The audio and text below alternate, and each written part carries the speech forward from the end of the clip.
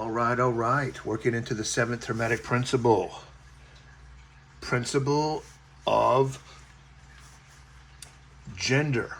But I've specified it a little bit if you need to scroll in. Gendered mental energies.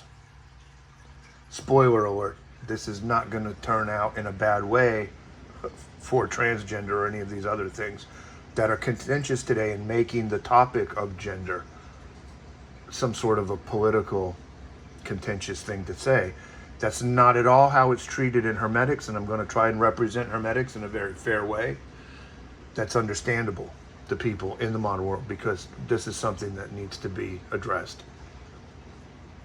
People get confused about this. We need to unconfuse it. And I'm going to unpack it all. So I've been illustrating the flow of the seven principles: 1, 2, 3, 4, 5, 6, and now we're to 7. And then at the beginning of each discussing each principle, I've kind of recapped and spoken about the flow and why it is and how it is and what it is and how it informs the rest of the talk. Now, if you're just seeing this now for the first time, you can go back and see coverage on, just go to the YouTube channel, go back and, like and subscribe, if you will. Check out the Principle 1, Principle 2, Principle 3. There's tidbits and nuance and focus on each one along the way. So the first principle is the all is mind, the universe is mental, as described in the 1908 Hermetic Kabbalion. And it's not just that.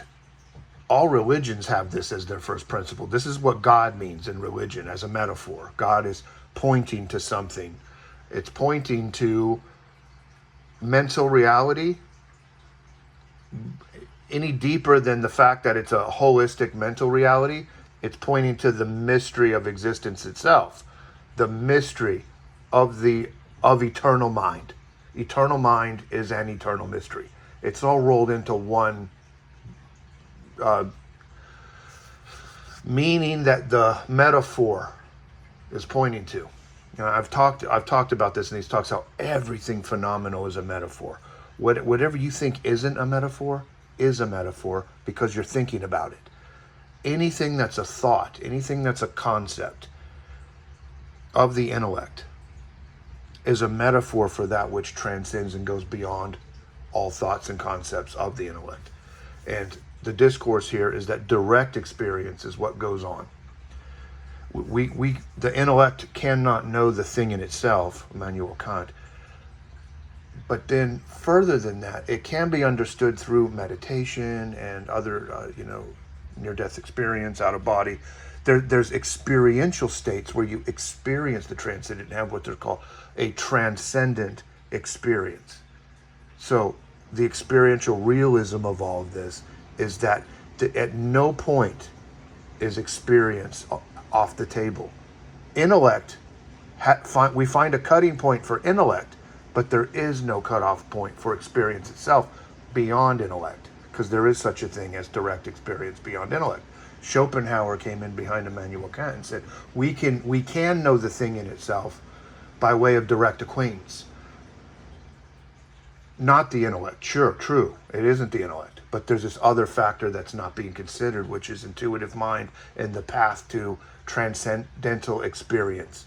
So this is all packed into the first principle. So you realize, okay, we have to treat it as mind. All the religions do. Philosophy of mind has to treat it that way, or else there's the hard problem of consciousness.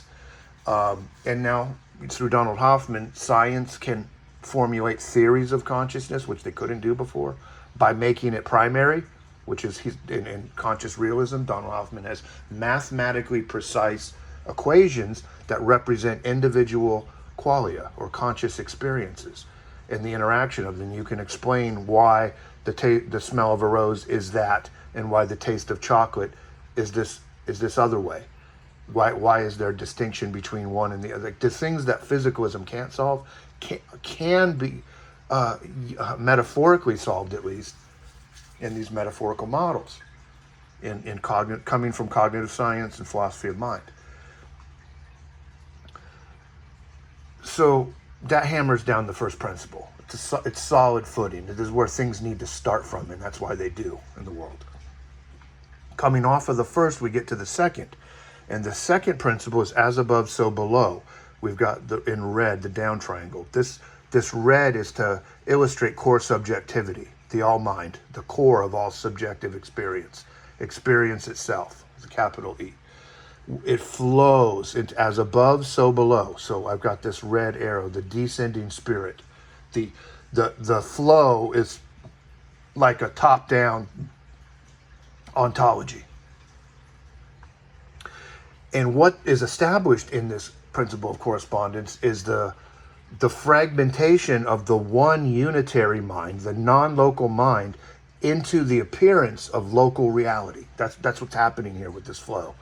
So the correspondence brings in as above, so below. This is the fragmenting process is getting going here. We're understanding that the one is the many, and the many are the one. And it's going to, all of this is going to become the way in which the one self interacts within itself by the appearances of many. This is what it's taking us through with the principles. We get over here to the third Hermetic principle of vibration, and I've drawn little what are supposed to be subatomic particle fields and wave communication between subatomic particles. There's information exchanging happening. The wave fronts can indicate from one particle to another the distance and location of other particles in space, perceptually. The self-interaction is taking place at the subatomic particle field level with the waves of communication that correspond between the perceived particles. This is what we're getting into with the third principle of vibration. Everything moves, everything vibrates, nothing rests. Everything is vibratory within the all mind. Within the all mind, there is correspondence and vibration. Within the all mind, the flow moves, and I've outlined the toroidal field structure here to make sure this is within, as this as above, so below is taking place in fragmentation. What that's constructed out of is mental constructs, and the mental constructs are the toroidal field and this flow, mental energy, mental vibration inside of a holistic mind that give us the poles. They introduce the equatorial region, the plus and the minus, which would be electric and magnetic and all this other stuff. We come out of the third principle of vibration. You can imagine the vibration is kind of causing the flow in poles inside of mind. We get over here to polarity, and we're going to talk about, okay, now we've got these poles. Everything's polarized. Everything seems polarized in here inside of the all mind where self-interaction takes place. This is where God is having animal and human experiences, in other words, within itself. The bigger view, the bigger understanding. We can't forget the neutral symbol. This is symbolizing the core subjectivity that flows throughout nature, nature's mind. This polarity principle gets into how everything has poles, everything has its opposite. It's delineating this and that. You get into the fifth principle, and it's now that we've delineated this and that and the mental poles and the plus and minus as poles of the mind, there is a rhythm, a flow between poles referred to as the pendulum, metaphorically.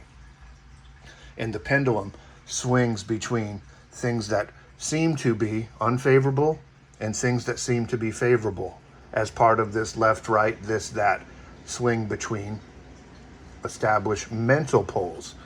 This is all like an interface reality where the one is self-interacting as if it were many. We get into the sixth principle, cause and effect. And we could think of it at the base level.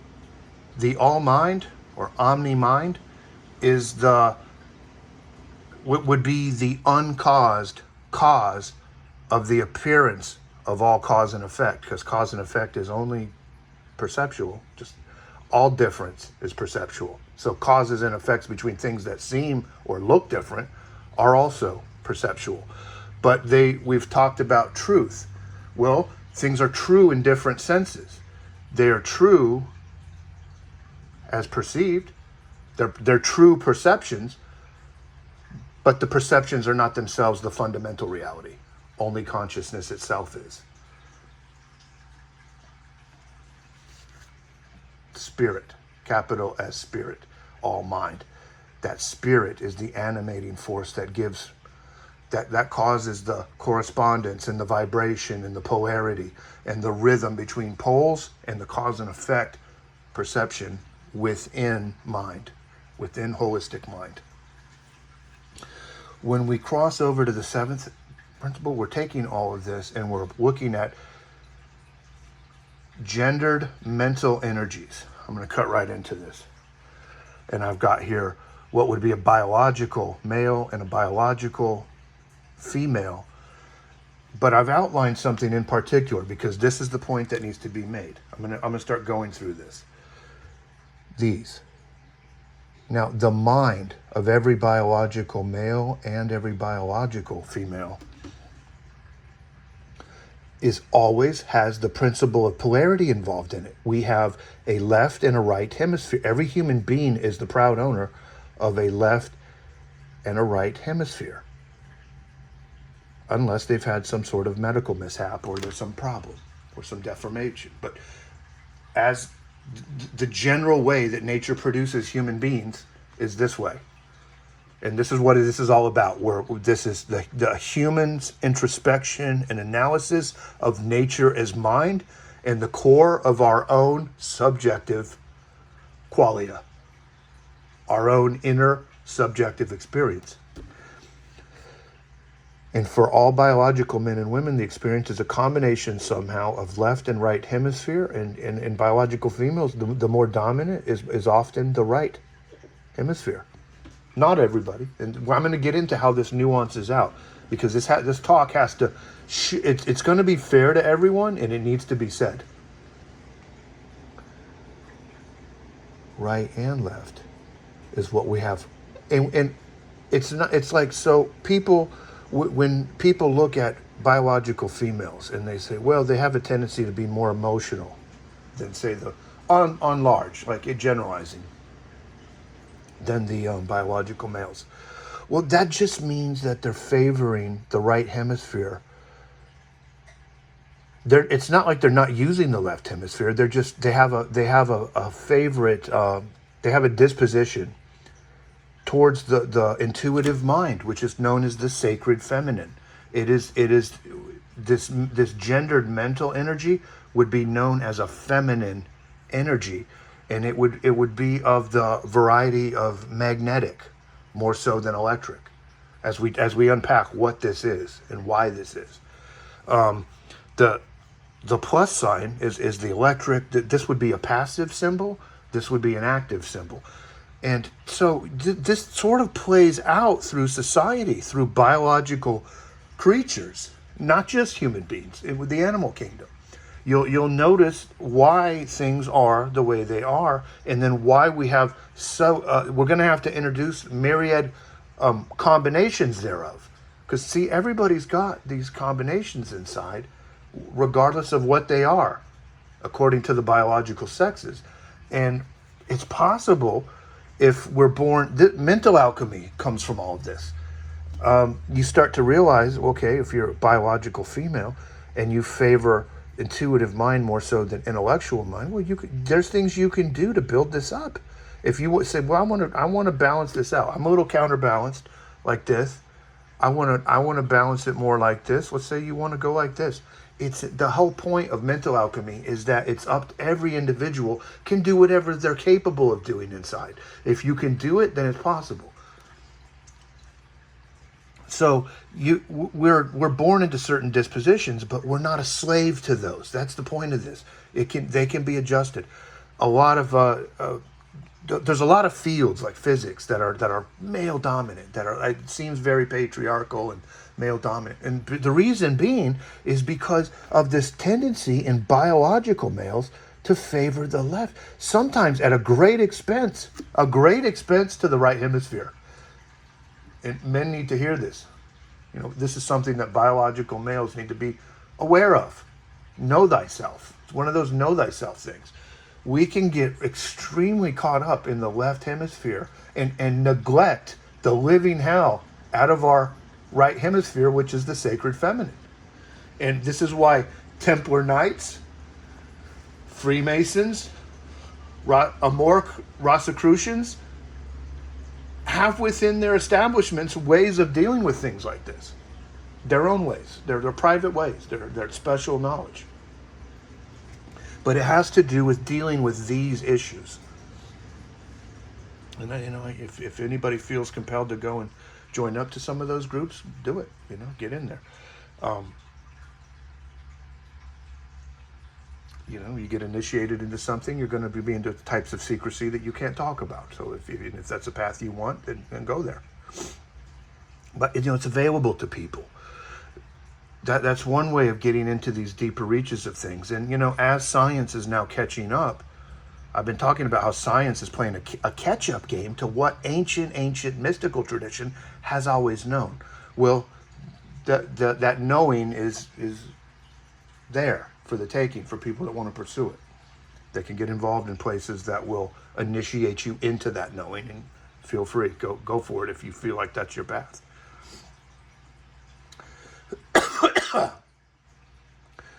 If I'm gonna, and then I'm gonna get into perceptual procreation. I've already made the point that everything, all separateness, is just perceptual, not fundamental. Well, the same is true with biological males and females and the principle of gender. So the principle itself is stating that the principle of gender exists across all planes. It's expressed on the physical plane through physicality, is what we see as the biological sexes. And it doesn't exclude anything. People that act like it does are mistaken, and I'll cover that. But nobody's excluded from this. This is all inclusive. It doesn't matter if people are transgender. It doesn't matter if you were born one way but feel like you're really another. I'm gonna unpack that further. I don't see where anybody's at a disadvantage here through the seventh Hermetic Principle. Anybody, it's cool with everybody. But we have to talk about things like procreation and the way that it works, that naturally works on its own, the way it is, the way that nature's mind works is this way.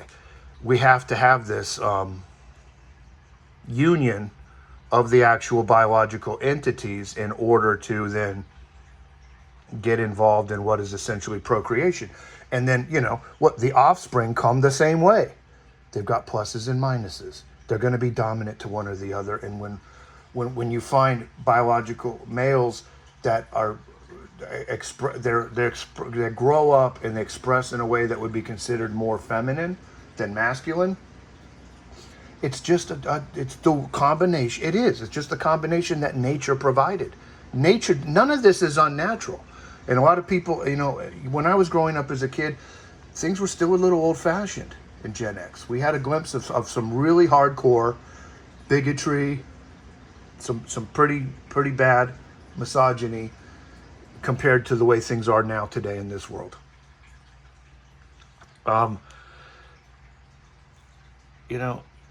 Everything was not all inclusive, and what we need to do is just open our eyes to being all inclusive. And we have. I feel like as a society we have been.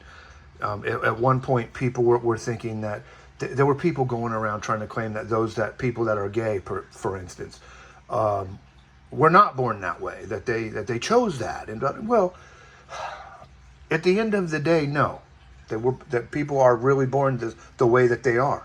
They're not that way because they just decided, hey, I want to go out and create a situation where I get bigoted in society. Then nobody woke up one day and decided on that. They were born a certain way, and unfortunately, the way that society has worked and the misunderstandings that have been there in society has made life hard on people who come across as a little different. I feel like that's changing in this world today because I've seen it change so much from when I was a little boy. So, I have a very positive and optimistic outlook towards change because I've seen so darn much of it, and just in my lifetime, now at mid-age. So, we've gotten over that. We're letting people, it is what it is, okay? And this idea that any of this is unnatural is really off the table, because there is no such thing as unnatural. Whatever happens within nature, through nature. It is nature, self-interacting with itself. And in that broad spectrum view, somehow, you might be able to turn away from these inherent bigotries that people harbor. Somewhere in all of this is a grand insight that goes beyond all forms of bigotry that people suffer from, but people can outgrow and people can see around and get past. We gotta put it on the table to get past it. We gotta talk about it. The way I see it is that if we have to talk about reincarnation. We've got all this procreating, and there's this idea that there are reincarnating, conscious souls reincarnating into the world would be, the way that consciousness exists in layers, and that the individuated consciousness comes from layers of experience, and it can move through layers, one of which is the physical plane, where we're experiencing right now, and it looks like babies are coming into it and all this business, and it looks like procreation is happening, and it looks like there are some people that are gay, there's some people that are straight, there's people that look different colors and different races. There's this appearance of difference, but at the end of the day, those differences are just appearances. They're just at the surface. What's below the surface is this red, core subjectivity, binding, interconnecting all things. And the term religion is supposed to mean to bind, religier, and all that. If you go down a rabbit hole, and has a lot to do with binding together. Well, what does this do? Interconnectivity, holism. Holism itself is binding. It's a binding principle. It's holistic. That's spirit. Capital S, spirit, is holistic. So when we get into all this hard-edged like bigotry, and see, we shouldn't have a problem using the word gender. We shouldn't. This should not be a naughty word. And that's my point. Because understood the correct way, it isn't a naughty word. And it isn't bigoted. And it never should have been. How do we know? Well, let's look at these little procreated entities coming into the world of experience through the biological procreation that happens, or lab. We can do it in the lab, doesn't matter. But however we do it, it's the mixing of these poles, regardless of whether it's happening. However we're doing it, we could be manufacturing babies, and it would still be the same principle of gender applied to this. We don't get away from this. That's my point. And because we can't get away with this, I think it's very responsible to say that it's all inclusive, because we're not going to get out of it. And if we couldn't get out of it and it was exclusive, that would be bad. But it's not bad. I just want to make that clear. We can't get out of it. It is a reality, but it's not a bigoted reality. I can't make that clear enough.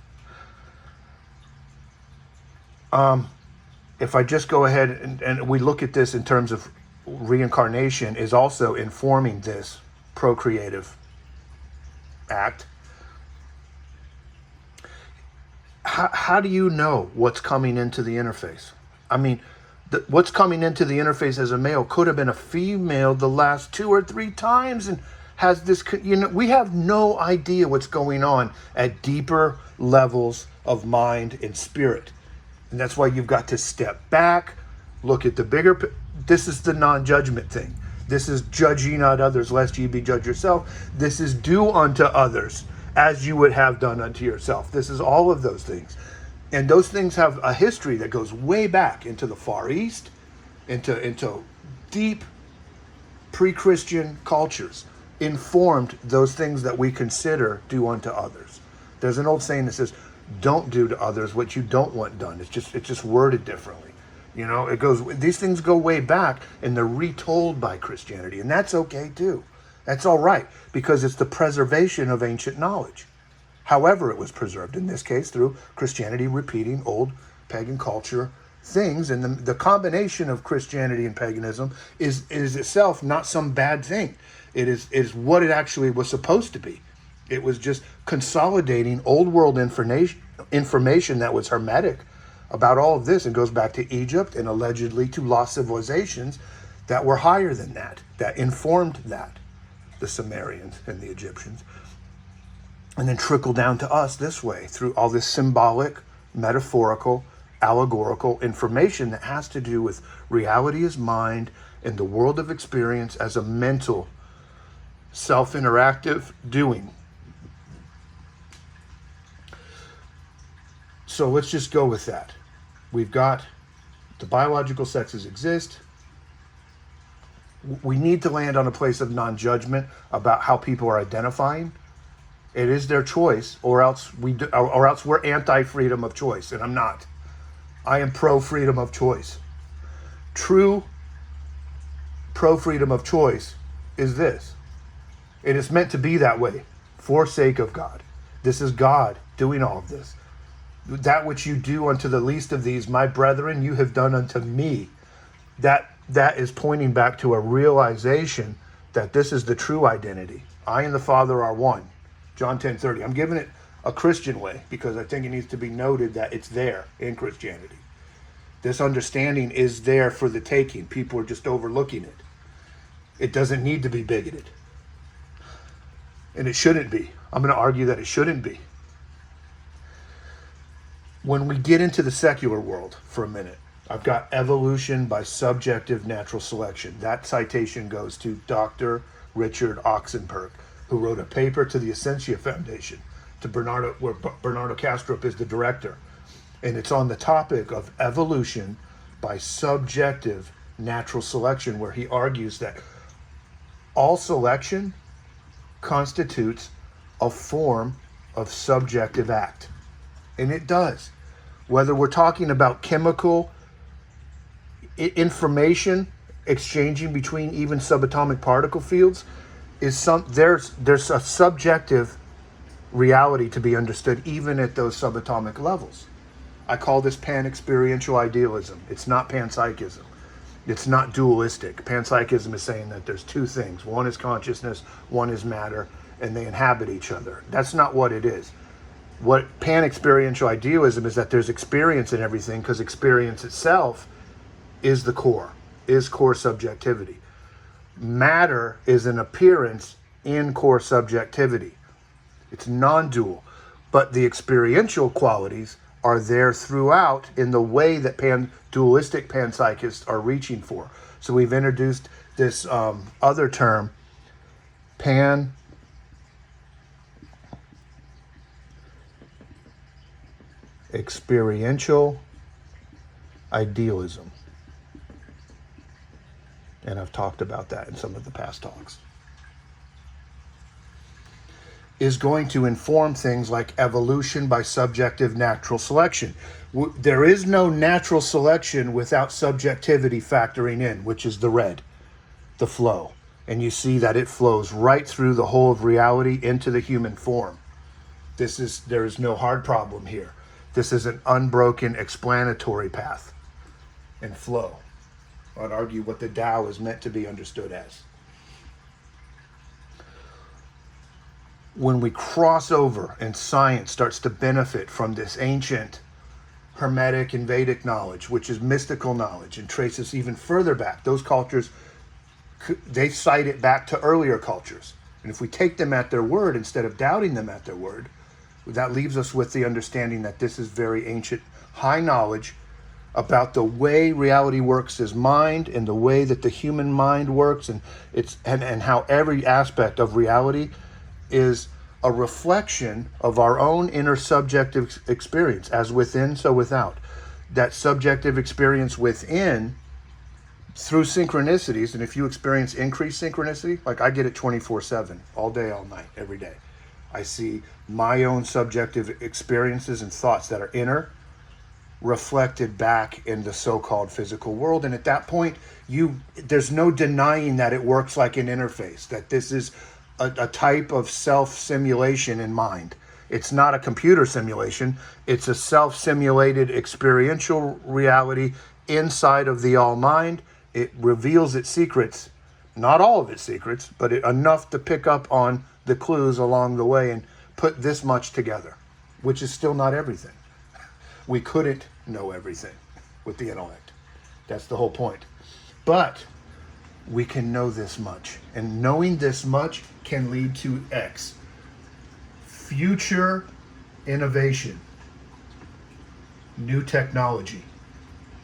I get the feeling that these ancient cultures that allegedly passed this knowledge down, that became Hermetic in Sothic, became Sothic in dynastic Egypt, Hermetic through the Greeks, and then spread through Europe and come to the Americas, to the New World, Central America, South America, North America.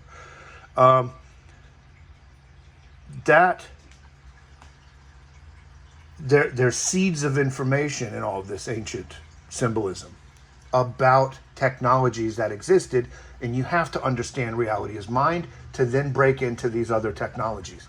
I'm not going to say more than that.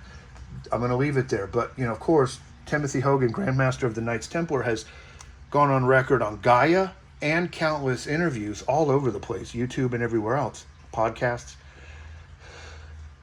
revealing some of the ancient technology that the Templars have been preserving since the Crusades, smuggled to the Americas prior to Columbus to save these things and preserve them from corruption in Europe. Preserving technology that the world was not ready for in the Dark Ages. So a lot, as we're getting out of the Dark Ages, technology is increasing. Science is catching up to what was understood by the old mysticism. The old mysticism is the science of mind. That's what it is. Symbolized, encoded into all of these symbols like that, like this. Look at all that symbolism.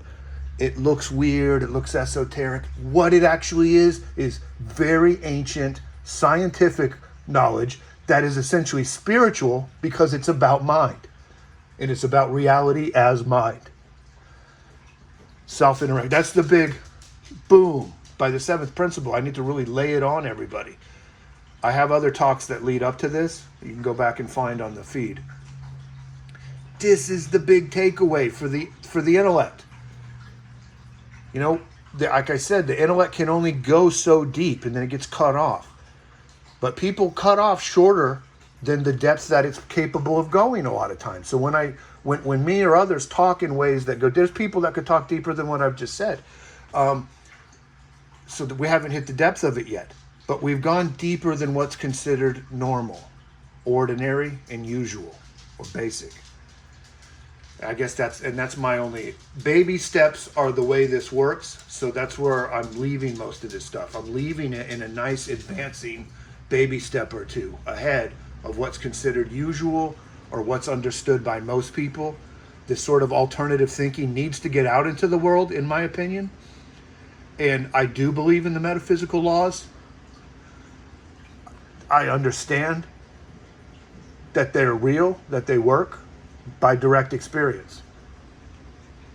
I understand that you can use these 7 Hermetic principles either complementary or in contrast to one another to achieve certain things, and that's what goes into mental alchemy. I understand the truth of it by direct experience. I realized a long time ago that unless I took off into directly experiencing the truth of these things, the truth would always elude me and I would never know. I'd be taking somebody else at their word. I decided that was no good. Went off in my own truth-seeking path, and I avoided all human institutions in the process. I got to the points that I'm at through just allowing synchronicity and the laws of attraction and repulsion and the metaphysical laws to do their thing and just guide me and show me the way. And it just rolled out a red carpet of information over the last 23 years, leading to all of this, all these talks now, leading to this social media network growth that's going on right now, leading to the establishment of the Hermetic Order of 21st Century Idealists on Facebook that's growing at a rapid clip. And, the time is right for this kind of stuff. And I just felt like I needed to do this, but I needed to do it in ways that are responsible. And I don't want those that are like me that are outside of initiatory obligations, I don't want to see people being irresponsible with this knowledge. I can't control people. We if you put it out there, you're at the risk that somebody could try to be irresponsible with it. But for what it's worth, this has been hidden for too long, and it's time for it to start coming out. All of this knowledge needs to come out now. And there's going to be some risk involved. At the risk of people maybe doing some wrongdoing, I don't know. But deep inside, the way I feel about it is that egos that are that blind, that would be that much into the wrongdoing, they can't ever get into the depth here. Like, to get to this depth, you have to have integration of ego in order to even get here, or else your own personal mind will block you out of all this. It says in the Kabbalion, the lips of Thoth Hermes are sealed shut except to all those who have understanding. So if you don't have the capacity inside to understand, you just won't. It's like you get nature, the way it works, it actually blocks people out of the deeper mysteries. They couldn't fathom it anyways. If they're not at a place through either the reincarnating process of life after life, until you, at some life, you get to the point where you can understand all of this. Like, the people who can't understand this, who have the lips of Thoth Hermes sealed shut to them, would indicate through the lens of reincarnation, or the metaphor of reincarnation, that they are earlier, younger, or immature reincarnates. The people who take the non-duality like a fish to water, like it's second nature, as if they've known it all along, are more than likely people who have done this reincarnating so much that they're getting to the point where they're developed in the ways that this natural reincarnation was trying to develop their migratory soul that migrates through layers of an all mind. This is how I'm trying to put spirituality together with science in a coherent way that it might make sense, at least to those who do have understanding. And like I said, it'll be a loss to those who don't. But even, let's say that for those that are newbies in the scheme of reincarnation, they've got a long way to go, a lot of lives ahead. Even just catching wind of a talk like this could contribute to this process, that some attention is given somehow to the subconscious in such a way that it orients towards a future path. So these are more reasons why this needs to go out. I'm like, there's, just, oh, well, nobody will get it anyways. But no, we can get past all of that and just put it out there. So that's going to end the, everything has purpose. Everything has reason. When you think it doesn't, you're the one who's mistaken. I just think I'm going to end on that note. All right.